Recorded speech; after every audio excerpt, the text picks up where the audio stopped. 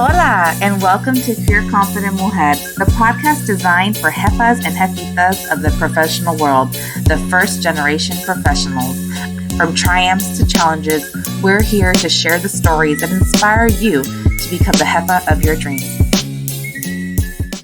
Welcome back to another episode of Career Confident Mujer, and I'm excited to get back into this podcast and talk about something that's been on my heart recently, something that I've been struggling with, and I'm here to talk to you about it because I don't think this topic gets talked enough about, and I'm talking the B word, burnout. Yes, burnout. Now, I don't know if you have ever experienced burnout, but I have experienced burnout multiple times in my life, and you think I would know better.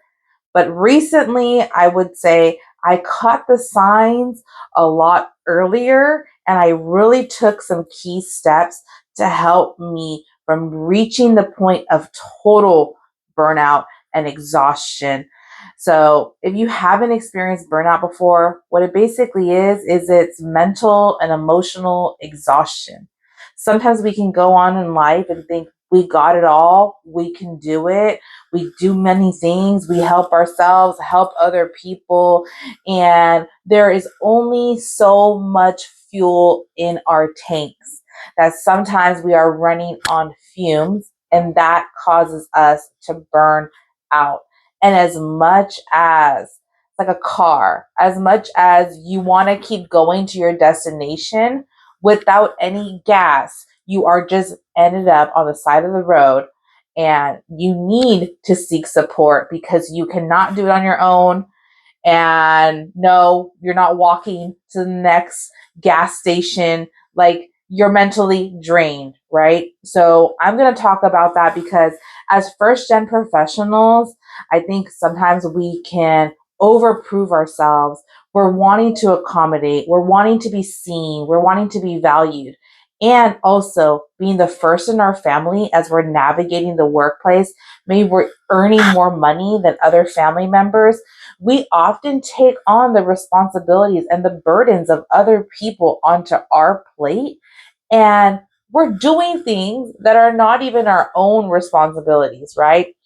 I'm a mom, you know, I recently got my son back into flag football, but for a while there, told him like we're not doing flag football for a season because it takes up 3 days out of my week, and it is draining to me. Now we got back in it, and that's probably what made me feel a little overwhelmed, that I overcommitted myself when I should have just kept my commitment and said, we're not going to do it for a year. We ended up just not doing it for 3 months, but here we are back at it. But being a mom, working full time, being a career coach in my doctoral program, there are many hats that I wear. And I'm sure you do as well. So when all of those hats get exhausting, it can cause you to burn out. So today's podcast episode, we're going to be talking about ways that you can navigate and you can avoid the burnout. We can find balance, and then you can be more fulfilled in your day-to-day life without running empty every day in your tank, and being able to find ways to fuel you, to drive your passion, and for you to rely on other people to help with you with your maintenance. There's a lot of car talk today, but just go with it. I like, metaphors. So I wanted to talk about, there's 3 things that I want to talk to you about today, which are: 1, managing the different responsibilities that we have, taking time for yourself, and 3, reaching out for support. Okay? So, first, managing multiple roles. I want you to stop and think, whether you're driving your car or you're watching this at work, whatever you're doing, think about how many roles do you have? Are you, for example, are you a daughter where you have to take care of your parents? Are you a sister where you take care of your sister's kids and help them with pickups? Are you an employee? Are you an entrepreneur? Are you a student where you have a homework assignments? What are all these roles and responsibilities that you have? Dog mom, I mean, that's a responsibility, right? Think about all the areas that you and all the different hats that you wear. How many do you think you have? All right. Do you know that you shouldn't have more than 5 hats at a time? Because there's only one you. And as much as you want to wear 15 hats, there's only one you. I'm not saying that you can't do all of those things throughout your lifetime or throughout a span of period, but it's about prioritizing what matters in this year, in this quarter, however you want to bring it up. But it's 5 hats at a time. You can't wear more than 5 hats. So for some of you, you're probably thinking, well, I got 9 and I have all these responsibilities. You're telling me I need to get rid of 4? Like, how is that even possible? And that frustration right there, you're probably close to burnout more than you think. Or you're probably thinking, I know I'm at burnout, I'm exhausted, and there's nothing I can do about it. There is something you can do about it. First, you need to start setting boundaries. I know it is hard to say no to other people. And it also can come with a lot of guilt when we feel like we want to help people, but we cannot help people if they are not helping themselves. There comes a point in time where you need to set yourself as the priority. You need to be able to prioritize you, set boundaries with other people, because it is so easy for them to depend on you picking up their kids after school or you helping out with fill in the blank, okay? And you have to put yourself on the back burner. No, while you're saving them time, they get to do whatever they want with their life. You're over here stressed out, you're burnt out. And for what? So that they could have a relaxing life? Like, you deserve that as well. So I want you to be able to delegate responsibilities, have those conversations with your family, have them that you can be able to say, I am overwhelmed right now. So let's go into a story time. This past couple of weeks, so if you don't know, so my podcast, I try recording episodes as far in advance as possible. I'm recording an episode right now that's supposed to go out in a day, right? Totally not like me. And it is because I have had this period where I have been extra things have been added to my plate, and other stressors came on. Like, I was having problems in my relationship. They weren't huge problems, but they were just communication issues, hiccups, bumps in the road, right? You got a flat tire and it's like, I need to go somewhere and I got this flat tire right here. And it's like, even though it was addressed within that week, it still got me off my rhythm, right? I think we all have that. When we know what we're doing, we got this schedule, we got this routine, we got this flow, and then boop, something happens, an extra bill that you weren't expecting, an extra responsibility, whatever that is that just throws you over the edge and you're like, what the heck, right? So I'm gonna tell you, I had one of those weeks where it's like I was falling behind. I felt like I was falling behind on my proposal for my dissertation. I was just overwhelmed. Work, I was dealing with a lot more crisis situations, and it was just overflowing inside of me. And I didn't really have healthy ways to be able to vent or to be able to lean on to other people. And I was just bottling it all up. And I noticed myself becoming more irritable. I noticed myself being drained at the end of the day. Like, it was so hard even to go post something on social media. It's been hard to record. It's been hard to just do those extra things without me just wanting to come home and crash. Okay. Now, I'm being real with you because a lot of times we might see people just, they keep on going, right? They got all these things handled. But at the end of the day, sometimes that could become very overwhelming and draining because our bodies keep count. Our body will just crash and tell us, we're not doing it today. And I don't want you to get to that point. This past couple of weeks, I really had to stop. I had to just stop and say, okay, what's important, what's not important. And I just started going down back to the basics. I started just doing the things that I needed to do and all the things that I wanted to do, all the things that I've added to my list. I just kind of said, F it. I'm not doing it this week. I'm not doing it this week. I just need time for me. And so that's the second part of this. I want you to remember to take time for yourself. Remember, it is what it is that makes you happy and fulfilled. Because so many times we say yes along the line to different little things, different commitments, but it adds up. Over time, it adds up and it becomes very draining for us to be able to move on and be happy. So I actually started like looking into things that made me happy. And I don't remember a lot of things that make me happy other than work. And that's not healthy. So I had to go back. I'm like, I like coloring. So I bought coloring books. I've just done different tasks, different things so that I can feel more fulfilled, right? Yesterday I did a spa day, which was amazing because I love to read. So just being able to relax, reset, go in the steam room, sweat it out, like that was time for me. So that's really important. But this goes into the third point. You need to reach out for support.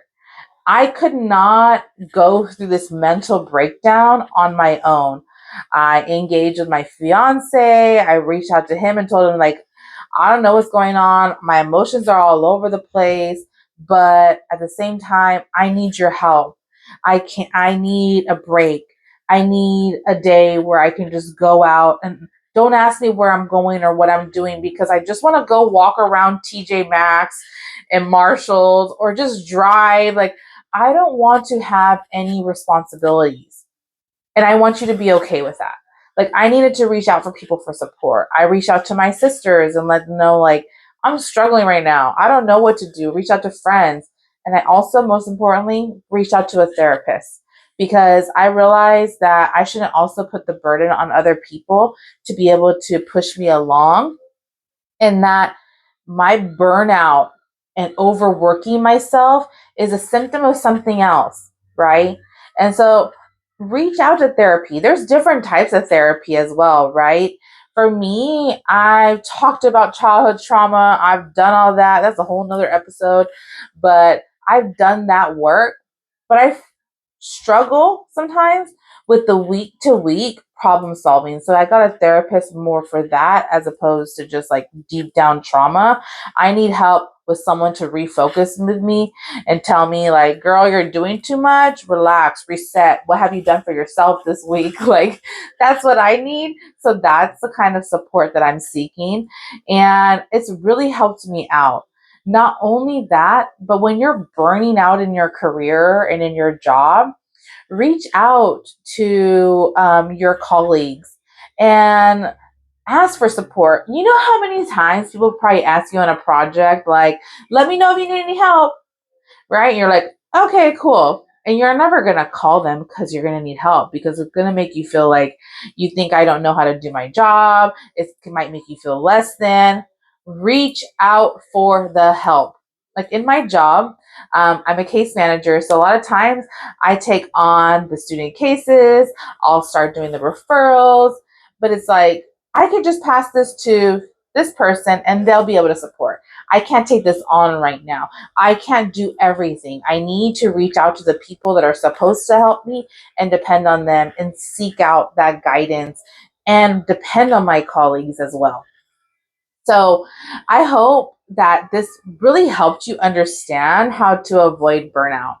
I mean, early this time around, this past month that I've experienced burnout, or at least I was heading towards it, I didn't crash. But many years, or I would say the last time I had a burnout was probably prior to COVID. So, but when I would, and I've had maybe like three, when I've had these burnouts, I come to a complete crashing, halting stop. Okay. My whole world stops. And I know I struggle with depression and anxiety as well. But when I experience burnout, I'm like going at it at work, doing the extra events, doing it, going hard, you know? And then all of a sudden, I just I'm on a computer staring in a daze, or I come home and I'm fully exhausted. I just don't have the mental capacity to show up to work one more day. Like, I am done, fried.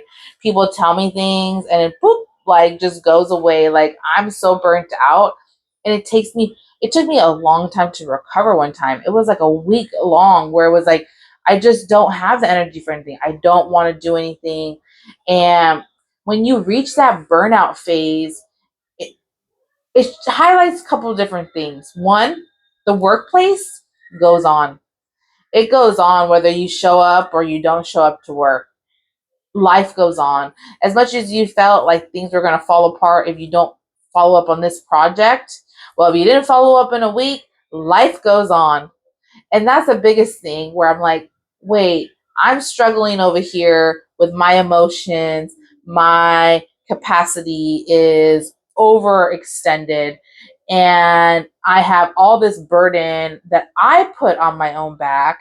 And life goes on when I don't arrive. Like, I need to take more time for myself. So I want you to take some of these tips and my stories to help you probably prevent yourself from burnout. If you're dealing with burnout, help you maybe see the light and maybe set some time aside for you to focus on what makes you happy. So if you want to prevent burnout from happening, I want you every month to schedule one activity that you just do for you, whether it's a spa day, reading a book in the park. If you could do 2 days a month, that's great. But I'm talking about full on days that are just you, okay? Do it. And also, I want you to reach out and find people that can support you.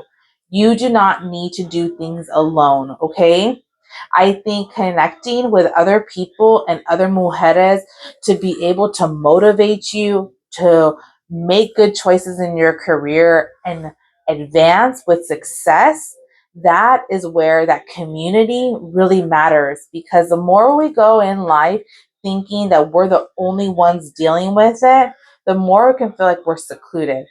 I'm actually excited to announce I usually do individualized coaching, but I've been having a lot of requests for group coaching because of the community that is built, and we all get to share our stories. I just finished a community business coaching group, and it was so amazing. It was a lot of people in there. I would say like 25. So I definitely want to have my groups less than 10 people because I think that us being able to connect and share stories is what's the most important. If you're interested, I'm going to be hosting an informational at the end of April, and this is going to be starting up soft launch for the first group coaching session in May. So if these episodes have been impacting you and you know that you want to connect with other people and learn these tools so that you can be confident and successful in your career, I highly encourage you to join the Jefa Movement group coaching program. You can always find more on my website, find out the links below. But I am so excited to connect with different mujeres and level up in our careers like the jefas that we are. So, hope this podcast episode touched you, inspired you, and reminded you that you are much more worth all the responsibilities that you have, and you need to remember who the core person of you is so that you can be able to be fulfilled and not be burnt out. So take these signs, take these tips, and I hope that you can apply them to your life. Let me know in the comments below which one you are excited to try out in your own life. See you soon.